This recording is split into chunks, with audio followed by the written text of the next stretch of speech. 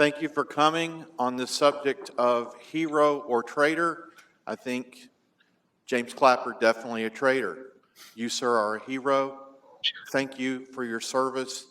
Thank you for risking your life. Thank you for sacrificing your liberty for ours. Despite all that you know, there is an air of hopefulness. There is a white pilling effect that you give. Why, in light of all that you know, are you still hopeful about the future?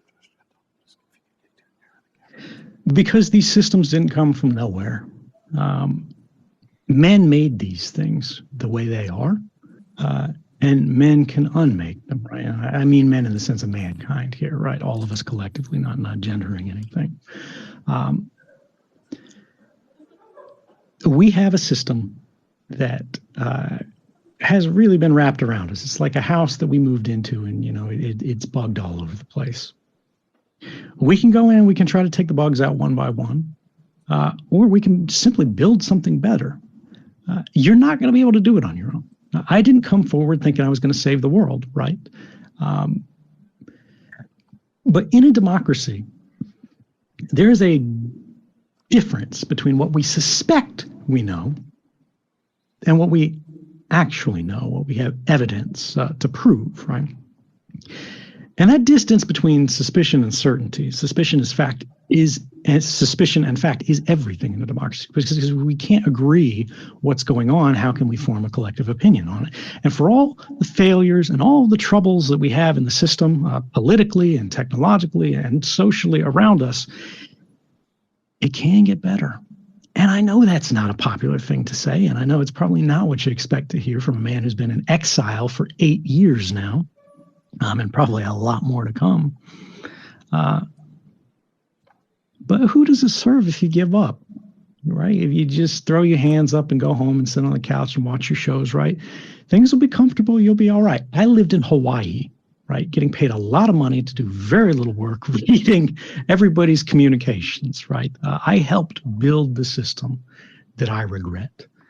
I didn't realize what I was building until very late in my career because of the need to know principle, right? You're not supposed to see how it all fits together. And it is only an accident of history that allowed me to see that. But you said there that I was a hero. And I got to tell you, I really appreciate that you said that. It's wonderful to hear, and I thank you for the support. But I'm not a hero, because there are no heroes, right? Daniel Ellsberg and I have a long-running argument about this. He says, you should call people heroes. We need inspirations. We need models to emulate.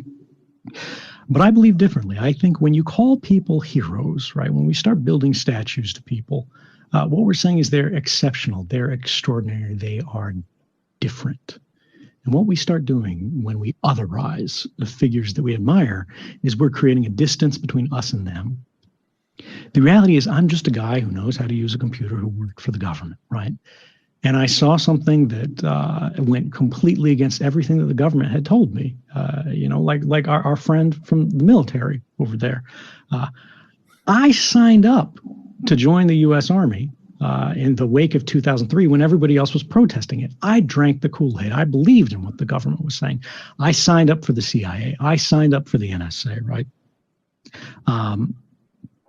And for the longest time, I believed that what we were doing was right and correct and everything like that. I didn't see the failings of the system. I couldn't see every part of it. And a lot of people go through their careers and they do good things in the government and they don't see the failures, right? They may not be party to them at all. The government's not something that we just need to burn to ash, right? But whistleblowers are elected by circumstance and nothing more. And heroes are simply people who made a decision in the moment that is heroic. That's all it is. It's not a difference. It's not a different class of person. I'm not a hero. I'm somebody who just made a decision that you personally think was the right thing. And thank you for that. But you could do it too.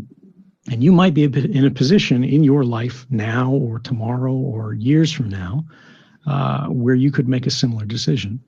And it's not just, whistleblowing. It's everything. It's helping people. It's making the world better than you found it.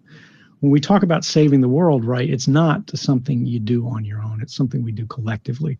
All you have to do is put down one brick that somebody else can put their brick down next to, And sooner or later, we have the foundation of a better world.